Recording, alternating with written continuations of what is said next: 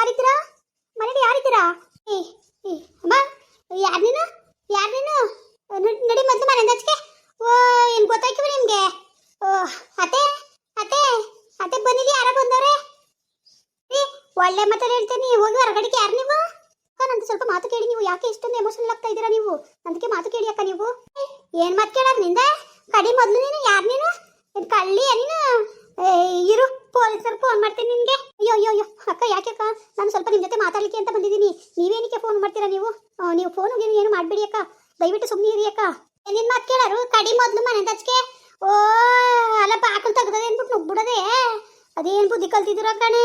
ಥೂ, ಹಿಂದು ಮುಂದೆ ವಿಚಾರಿಸ್ಬೇಕು, ಒಳಗೆ ಬರಬೇಕು ಅನ್ನೋದು ಜ್ಞಾನ ಇರಬೇಕು. ವಿಚಾರಿಸ್ಕೊಂಡು ಒಳಗೆ ಬರಬೇಕು ಅನ್ನೋದು. ಥೂ, ಇದೇನು ಬುದ್ಧಿ ಕಲ್ತಿದ್ದೀರ ಕಣೆ. ಹೋಗತ್ತಾಗೆ. ಅಕ್ಕ, ನೀವು ಸ್ವಲ್ಪ ಸಮಾಧಾನ ಮಾಡ್ಕೊಳ್ಳಿ. ನಾನೇನು ಕಳ್ಳಿ ಅಲ್ಲ. ನಾನು ನಿಮ್ಮ ಹತ್ರ ಸ್ವಲ್ಪ ಮಾತಾಡ್ಲಿಕ್ಕೆ ಅಂತಾನೆ ಬಂದಿರೋದು. ನಾನು ನನ್ನ ಮಾತನ್ನು ಕೇಳಿ ಅಕ್ಕ ನೀವು. ನಡಿ, ಮರ್ವಾದಿಂದ ಗೂರ್ಸಾಟಿ ನೀನು ಇಳಿಸ್ಬಿಡ್ತೀನಿ ಮರ್ವಾದಿ ನಿನ್ಗೆ. ಓ ಆಂಟಿ, ಶಿವ ಲಾತ ಹೋಗವನಿಂದ ಅಮ್ಮ ಕಣವ. ನನ್ನ ನಿಜಕ್ಕೂ ಜೀವ ಬಾಯಿಗೆ ಬಂದಂಗಾಯ್ತು. ಏನೋ ಕಾಳ್ರು ಗಿಳ್ರು ನುಗ್ಬಿಟ್ರೇನೋ ಅನ್ಕೊಂಡು ಇಲ್ದವದ್ ನಮ್ಮ ಮತ್ತೆ ನಂಗೆ ಕೂಗ್ಬಿಟ್ನಲ್ಲ ನಾನು.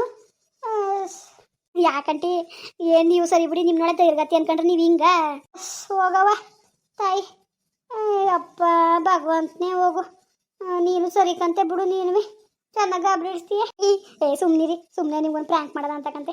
ಸಮಾಧಾನ ಸರಿ ಕೂತ್ಕೋ. ಏನವ, ಏನು ಇಷ್ಟೊಂದು ಧೈರ್ಯವಾಗಿ ಬಂದಿದೆಯಲ್ಲ? ಬಂದೆ ಕಣಟಿ, ಗೋವಿಂದ ನೋಡ್ಕೊಂಡು ಹೋಗೋದ ಅನ್ಕೊಂಡು ಬಂದಿದೆ. ಏನ ಗೋವಿಂದ ನೋಡಕ್ ಬಂದಿದೆ? ಪರವಾಗಿಲ್ವಲ್ಲ, ಮೇಡಮ್ಗೆ ಭಾಳ ಧೈರ್ಯ ಬಂದಿರಂಗದೆ. ಮತ್ತೆ ಧೈರ್ಯ ಬರೋಕ್ಕಿಲ್ವಾ? ಏನು ಹೆದರ್ಕೊಬಿಟ್ಟ ನಾನು ಈಗ ಹೋಗಿ ಮಾತಾಡ್ಸ್ಕೊಂಡೆ ಬಂದೆ ಅಂಗಡಿಗೆ ಹೋಗಿ. ಧೈರ್ಯ ಅದ ನಿನಗೆ? ಅದನ್ನ ನೀನು ಹೋಗಿ ಮಾತಾಡ್ಸ್ಕೊ ಬಂದೆ ಅನ್ನೋದನ್ನ ನಾನು ನಂಬ್ಕೊಬಿಡ್ಬೇಕಾ? ಆಂಟಿ, ದೇವ್ರಣೆಗೂ ನಾನು ಗೋವಿಂದನ ಅಂಗಡಿಗೆ ಹೋಗ್ಬಿಟ್ಟೆ ಈಗ ಬರ್ತಾರದು ಕಣಂಟಿ. ನಾನು ಯಾಕೆ ಸುಳ್ಳಿಲ್ಲ ನಿಮಗೆ? ನಿಜ ಹೇಳು, ಯಾಕೆ? ದೇವ್ರಣೆಗೂ ಕಣಂಟಿ ಗೋವಿಂದನ ನೋಡ್ಕೊಂಡೆ ಬರ್ತಿರೋದು. ತಮಾಸಿ ಸಾಕು ಹೇಳತ್ತ ಆಂಟಿ. ಅದು ಗೋವಿಂದನ ನೋಡಂಗಾಗ್ಬಿಟ್ಟಿತ್ತ, ಅದಕ್ಕೆ ಹೆಂಗೆ ಮಾಡೋದು ಏನು ಅಂದ್ಕೊಂಡು ಗೊತ್ತೇ ಆಯ್ತಿದ್ದಿಲ್ಲ ನನಗೆ. ಅದಕ್ಕೆ ನನ್ನ ಒಬ್ಬರು ಪರಿಚಯ ಇದ್ದವರು ಮುಸ್ಲಿಮ್ ಆಂಟಿನ ಒಬ್ಬರು ಹೆಂಗಸು ನಮಗೆ ಪರಿಚಯ ಆಗವ್ರೆ. ನಮ್ಮ ಮನೆ ಪಕ್ಕ ಬಾಡಿಗೆಗೆ ಯಾವ್ರೆ, ಅವರು ಭಾಳ ಕ್ಲೋಸ್ ನಮಗೆ. ಅವ್ರ ತಾವು ಒಂದು ಬುರ್ಕ ಇಸ್ಕೊಂಡು ಈ ಬುರ್ಕವ ಹಾಕೊಂಡು ಗೋವಿಂದ ಅಂಗಡಿಗೆ ಹೋಗಿದೆ. ಅಯ್ಯೋ, ನಿನ್ನ ಬಾಯಲ್ಲಿ ಇಟ್ಟಾಕ ಅದಕ್ಕನ್ಲತ್ತ ಸಿಕ್ಕಾಕಬಿಟ್ಟಿದ್ರಿ. ಏನು ಮಾಡ್ಬೇಕಾಗಿತ್ತು ನೀನು? ಪತೆ ಮಣ್ಣಿವ ಅವನು. ನೀವೇ ಪತೆ ಮಣ್ಣಿಲ್ವಲ್ಲ ಆಂಟಿ, ನೀವೇ ಪತೆ ಮಣ್ಣಿಲ್ವಲ್ಲ ನನ್ನ. ಈಗ ಪತೆ ಮಾಡಿದ್ರ ನೀವು ನನ್ನ? ಹಂಗಿತ್ತಾನ ಅವನು ಹೆಂಗೆ ಆ್ಯಕ್ಟಿಂಗ್ ಮಾಡೋದಂಟಿ? ಮುಖನೇ ಯಾವ್ದಾರ ಸೀರಿಯಲ್ಗೆ ಹೊಂಟೋಗು ಚೆನ್ನಾಗಿ ಆ್ಯಕ್ಟ್ ಮಾಡ್ತೀಯಕಂತೆ. ಹೋಗು, ಬಾಯಿ ಜೀವ ಬಾಯಿಗೆ ಬರ್ಸ್ಬಿಟ್ಟಲ್ಲ. ಏನಂತ ಮಾತಾಡಿದೆ ಗೋವಿಂದನ ಜೊತೆ? ಅದೇ ಗೋವಿಂದ ಇತ್ತಿತ್ತಿಲ್ಲ ಊಟಕ್ಕೆ ಹೊಂಟೋಗಿದ್ದಂತೆ. ಆ ಹುಡುಗ ಇತ್ತು, ಡಿಂಗ್ರಿನೇ ಇದ್ದ ಅಂಗಡಿ. ಅವನಿಗೆ ನಿಮ್ಮ ಓನರ್ ಬರೋಕೇಳಪ್ಪ ಅಂತಂದೆ. ಹಾಗೆ ಅವನು ಊಟಕ್ಕೆ ಹೋಗೋರೆ ಬೈತಾರೆ ಅಣ್ಣ ನನಗೆ ಮಾಡಿದ್ರೆ ಅಂದ. ಅವನಿಗೆ ಮಾಡೋದು ಹಿಂಸೆ ಮಾಡಿಬಿಟ್ಟು ಮಾಡಿಸ್ದೆ ಫೋನ. ಬಂದ ಗೋವಿಂದ ಬಂದು, ನಾನು ಕೆಲಸ ಬೇಕು, ನಮಗೆ 7 ಜನ ಹೆಣ್ಮಕ್ಳು ನಾವು, ನಮ್ಮ ಅಪ್ಪ ಜವಾಬ್ದಾರಿ ಇಲ್ಲ, ಕುಡಿತಾರೆ, ಕೆಲಸ ಮಾಡೋಕ್ಕಿಲ್ಲ ಅವರು, ನಮಗೇನು ತಂದಾಕಿಲ್ಲ, ನಾನೇ ಸಾಕಬೇಕು, ನಮ್ಮ ಅಕ್ಕರೆಲ್ಲ ನಮ್ಮ ಅಕ್ಕನ ಮದುವೆ ಅದೇ ಅಂತ ಸುಮ್ಮನೆ ಏನೇನೋ ಹೇಳ್ದೆ ಕಣಂಟಿ. ನಂಬ್ಕೊಬಿಟ್ಟು ಕೆಲಸ ಇದ್ದಾಗ ಫೋನ್ ಮಾಡ್ತೀವಿ ಅಂದ್ಬಿಟ್ಟು ಫೋನ್ ನಂಬರ್ ಇಸ್ಕೊಂಡವನೇ. ಅಯ್ಯೋ ಕತೆ ಕರ್ಮ, ನನಗಂತೂ ನಗನೇ ಬಂದ್ಬಿಟ್ಟಿತ್ತು ಕಣಂಟಿ.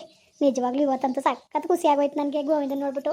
ಅಯ್ಯೋ ಹೋಗೋದು ಅಡ್ಡಿ, ನಿಂದು ನಂದುವೆ ಅದೇನು ಜೀವನವೋ ಏನೋ. ಗಂಡಿರಿದ್ದಾಗ ಅವ್ರು ನಮ್ಮ ಜೊತೆ ಇದ್ದಾಗ ಅವ್ರ ಬೆಲೆ ಗೊತ್ತಾಗಲಿಲ್ಲ.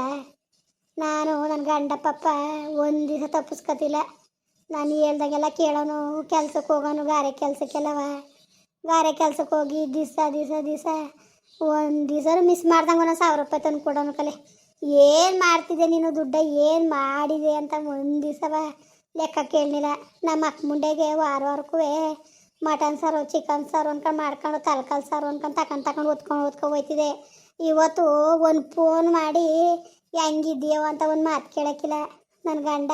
ಅವ್ರಿಗೆಲ್ಲ ಎಷ್ಟು ಮಾಡಿದ್ರು ನಿಮ್ಮ ಅಕ್ಕನಿಗೆ ಯಾಕೆ ಮಾಡಿಯೇ, ನಿಮ್ಮ ಅಕ್ಕನಿಗೆ ಯಾಕೆ ತಂದು ಕೊಟ್ಟಿಯೇ, ನೀನು ಯಾಕೆ ತಗೊಂಡು ಹೋದಿ ಅಂತ ಒಂದು ಮಾತನ್ನೂ ಕೇಳ್ತಿದ್ದಿಲ್ಲ ಕಲೆ ನನ್ನ ಗಂಡ ಪಪ್ಪ. ಒಂದು ಮಾತನ್ನೂ ಕೇಳ್ತಿದ್ದಿಲ್ಲ ಪಪ್ಪ. ದುಡ್ಡು ತಂದು ಕೊಡೋದು ಪಪ್ಪ ಅಂಥದ್ರಲ್ಲಿ ಅವನ್ನ ಅರ್ಥ ಮಾಡ್ಕೊಳ್ಳಿಲ್ಲ ಇರೋ ಗಂಟ್ಲುವೆ. ನನ್ನ ದುಡ್ಡು ದುರಾಸೆಯಿಂದವ ನನ್ನ ಜೀವನನ ಅರ್ಥ ಮಾಡ್ಕೊಂಡು ಇವತ್ತು ಕೂಲಿ ಮಾಡ್ಕೊಂಡು ಜೀವನ ಮಾಡೋ ಪರಿಸ್ಥಿತಿಗೆ ಬಂದೀನಿ. ನೀನು ನಿನ್ನ ಜೀವನನೂ ನೀನು ನನಗಿತ್ತ ಹತ್ತತ್ಲೆ ಮಾಡ್ಕೊಬಿಟ್ಟಲ್ಲತ್ತ ನೀನು. ಇವತ್ತು ನಿನ್ನ ಗಂಡ ಇದ್ದಾಗ ಅವ್ನ ಬೆಲೆ ಗೊತ್ತಾಗಲಿಲ್ಲ. ಇವತ್ತು ಬುರ್ಕಾಕ ಬಂದಿದೀಯ ನೀನು ಅವ್ನು ನೋಡೋಕ್ಕೆ ಅಂದ್ಬಿಟ್ಟು. ಕತೆ ಕರ್ಮ. ಒಟ್ಟಿಗೆ ಅವ್ರು ಇದ್ದಾಗ ನಮ್ಗೆ ಬೆಲೆ ಗೊತ್ತಾಗಲಿಲ್ಲ, ಅವರು ನಮ್ಮಿಂದ ದೂರ ಆದಾಗಲೇ ಯಾವ ಮನ್ಸ್ತಂದು ಬೆಲೆನೂ ಗೊತ್ತಾಗೋದು. ಅಯ್ಯೋ ಕತೆ ಕರ್ಮ. ನಿಜ ಕಣಂಟಿನಿ ಮಾತು, ನಿಜ. ನಿಜವಾಗ್ಲೂ ನನಗೆ ಇವತ್ತು ಗೋವಿಂದ ನೋಡಿನಿ ಅಲ್ವಾ, ಭಾಳ ಸಂತೋಷ ಆಯಿತು ಕಣಂಟಿ, ನೆಮ್ಮದಿ ಆಯಿತು ನನಗೆ. ಅವನ್ನ ಒಂದ್ಸತಿ ನೋಡ್ಬಿಡ್ಬೇಕು ಅನ್ನೋದೇ ಅಷ್ಟೇ ನನ್ನ ಗುರಿ ಕಣಂಟಿ.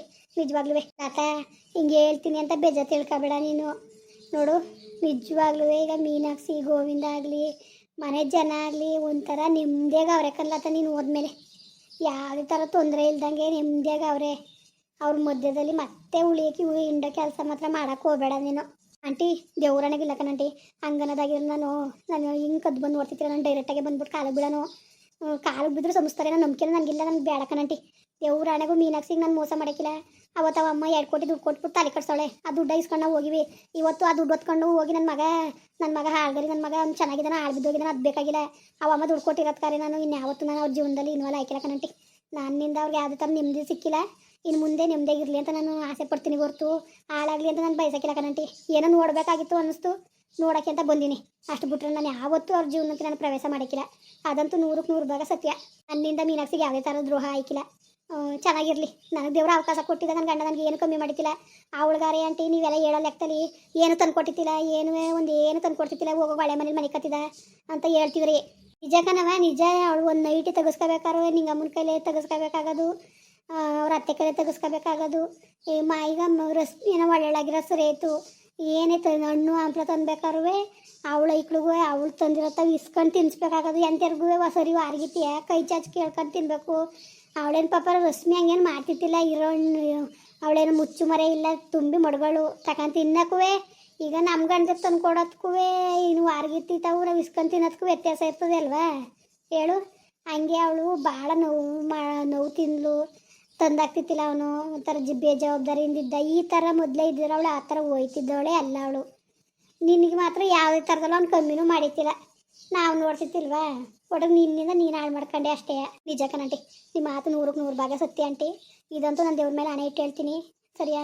ನಾನಂತೂ ನನ್ನ ತಂದೆ ತಾಯಿ ಮೇಲೆ ಹಣೆ ಮಾಡಿ ಹೇಳ್ತೀನಿ, ಯಾವುದೇ ಕಾರಣಕ್ಕೂ ಅವ್ರ ಜೀವನಕ್ಕೆ ನಾನು ಪ್ರವೇಶ ಮಾಡೋಕ್ಕಿಲ್ಲ ಆಂಟಿ. ನೋಡಬೇಕು ಅಂದಾಗ ಯಾವಾಗ ಒಂದು ಊರಲ್ಲಿ ನಿಂತ್ಕೊಂಡು ನೋಡ್ಕೊಂಡು ಹೋಯ್ತೀನಿ ನನ್ನ ಗಂಡನ. ಅಷ್ಟು ಬಿಟ್ಟರೆ ನಾನು ಇನ್ನು ಯಾವುದೇ ಕಾರಣಕ್ಕೂ ಅವ್ರ ಜೀವನಕ್ಕೆ ಮತ್ತೆ ಪ್ರವೇಶ ಮಾಡೋಕ್ಕಿಲ್ಲ ಕಣಂಟಿ. ನಾನು ಇದೇ ಮಾತು ನಾನು ಹೇಳ್ತಾ ಇರೋದು. ಅವ್ರ ಜೀವನ ಚೆನ್ನಾಗಿರಲಿ, ಅವರು ದೂರದಿಂದ ನೋಡಿ ಸಂತೋಷ ಪಡ್ತೀನಿ ಹೊರತು ಆಸೆ ಪಡೋಕ್ಕಿಲ್ಲ. ಸರಿ ಆಯಿತು ನೋಡು, ಇವು ಆಂಟಿಂಗೆಲ್ಲ ಮಾತಾಡೋದ್ಲಲ್ಲ ಅಂತ ಬೇಜಾರು ಮಾಡ್ಕೊಬೇಡಕ್ಕನ್ಲತ್ತ. ಇರೋ ವಿಷಯ ಅಲ್ವಂಟಿ ನೀವು ಮಾತಾಡಿದ್ದು, ಅಲ್ಲಿ ಬೇಜಾರು ಮಾಡ್ಕೊಳ್ಳೋಂಥದ್ದು ಏನಿದ್ದು ಹೇಳಿ. ಸರಿ ಲತ ಬಾ ಊಟ ಮಾಡುವೆ. ಇಲ್ಲ ಸಾವಿತ್ರಮ್ಮ ಎಲ್ಲೋಯ್ತು? ನಿಂಗಮ್ಮನ ಮನೆ ತಕ ಹೋಯ್ತಕೊಂಡು ಎಲ್ಲೋಯ್ತು ಕಣಿ, ಇಲ್ಲೇ ಇತ್ತು. ಮತ್ತು ಅವ್ರು ಬಂದರೆ ಸುಮ್ಮನೆ ನೋಡಿದ್ರೆ ಏನಾರು ಇದಾಯ್ತದೆ. ನಾನು ಬರ್ತೀನಿ ಆಂಟಿ. ನಾನು ಊಟ ಮಾಡುವಿ ಇರು ಒಂಚೂರು ಕಾಪಿ ಗಿಪ್ಪಿ ಕಾಯಿಸ್ಕೊಟ್ಟನು. ಬೇಡ ಆಂಟಿ ಇದು ಬಂದಾಗ ಬನ್ನಿ, ಕೆರಸ್ ಬಂದಾಗ ನಾನು ನೋಡೋಕ್ಕೆ ಖಂಡಿತವಾಗ್ಲೂ ಬರ್ತೀನಿ ಕನ್ಲತ್ತ. ಸರಿಯಾ? ನಿನ್ಗೆ ಯಾವಾಗ ಬೇಕು ಫೋನ್ ಮಾಡು, ಮಾತಾಡ್ತೀನಿ ನಾನು. ನಿಮ್ಮ ಅಕ್ಕ ಅಂತ ತಿಳ್ಕೊಂಡು ನನ್ನ ಏನಿದ್ರು ನಿನ್ನ ಕಷ್ಟ ನನ್ನ ಕೂಟ ಹಂಚ್ಕೊ ಆಯ್ತವ. ಸರಿ ಆಂಟಿ ಆಯಿತು. ಇನ್ನೇನಪ್ಪ ಎಲ್ಲರೂ ಚೆನ್ನಾಗಿದ್ದೀರಾ? ನೀವು ಅನ್ಕೊಂಡಿರ್ಬೋದು ಲತಾ ಮತ್ತೆ ಬಂದವಳೆ, ಮೀನಾಕ್ಷಿ ಗೋವಿಂದನ ಜೀವನ ಹಾಳು ಮಾಡಿಬಿಡ್ತಾಳೆ ಇವಳು, ಅವ್ರ ಜೀವನಕ್ಕೆ ಮತ್ತೆ ಬರ್ತಾಳೆ ಅಂತ ನೀವು ಅನ್ಕೊಂಡಿರ್ಬೋದು. ನಾನು ಯಾವುದೇ ಕಾರಣಕ್ಕೂ ಬರೋಕ್ಕಿಲ್ಲ. ನಾನು ಸಂಸ ಅಂತ ತಪ್ಪು ಮಾಡಿಲ್ಲ. ನಾನು ಹೆಂಗೆ ಬರೋಣ? ನಾನು ಅವ ಅಮ್ಮಂತ 2 ಕೋಟಿ ದುಡ್ಡು ಇಸ್ಕೊಂಡು ನನ್ನ ಗಂಡನ ಇನ್ನೊಬ್ಬರ ಜೊತೆ ಮದುವೆ ಮಾಡಿಸ್ದಾಗಲೇ ಮುಗ್ದೋಯ್ತು ನಮ್ಮ ಸಂಬಂಧ. ಏನಪ್ಪ ಅಂದರೆ ಹಳೆ ನೆನ್ಪುಗಳು, ಅವ್ರು ತೋರ್ತಿದ್ದ ಪ್ರೀತಿ ಅವೆಲ್ಲ ನನ್ನ ಮನ್ಸಿನಂತೂ ಸಾಯಕ್ಕಿಲ್ಲ. ನಾನು ಸತ್ತೋಗ ಗಂಟು ಅವ್ರ ಮನ್ಸಿನ ಸಾಯಕ್ಕಿಲ್ಲ. ಹಂಗೆ ಅನ್ಕೊಂಡು ಅವ್ರ ಮಧ್ಯಕ್ಕೆ ಹೋಗಿ ಅವ್ರ ಜೀವನ ಹಾಳು ಮಾಡ್ತೀನಿ ಅಂತ ಮಾತ್ರ ಅನ್ಕೊಳಕ್ಕೆ ಹೋಗಬೇಡಿ ನೀವು. ನಾನು ಯಾವುದೇ ಕಾರಣಕ್ಕೂ ಅವ್ರ ಜೀವನ ಹಾಳು ಮಾಡೋಕ್ಕಿಲ್ಲ. ಅವ್ರು ಹೆಂಗೆ ಚೆನ್ನಾಗಿರಲಿ, ಈಗ ಹೆಂಗೆ ಅವ್ರು ಹೆಂಗೆ ನೆಮ್ಮದಿಯಾಗಿರಲಿ, ಅಷ್ಟೇ ಬೇಕಾಗಿರೋದು ನನಗೆ. ಸರಿ ಕಣ್ರಪ್ಪ ಬರೋರ. ಮತ್ತೆ ಹಂಗೆ ವೀಡಿಯೋ ಹೆಂಗೆ ಅನ್ನಿಸ್ತು ಅಂದ್ಬಿಟ್ಟು ದಯವಿಟ್ಟು ಕಮೆಂಟ್ ಮಾಡಿ ಹೇಳಿ. ವೀಡಿಯೋ ಇಷ್ಟ ಆಗಿರೋ ಲೈಕ್ ಮಾಡಿ, ಶೇರ್ ಮಾಡಿ. ಯಾರು ಸಬ್ಸ್ಕ್ರೈಬ್ ಮಾಡಿಲ್ಲ ದಯವಿಟ್ಟು ಸಬ್ಸ್ಕ್ರೈಬ್ ಮಾಡಿಕೊಂಡು ನಮಗೆ ಹೆಚ್ಚು ಸಪೋರ್ಟ್ ಮಾಡ್ರಪ್ಪ. ಬರೋರ ಮತ್ತೆ ನಮಸ್ಕಾರ.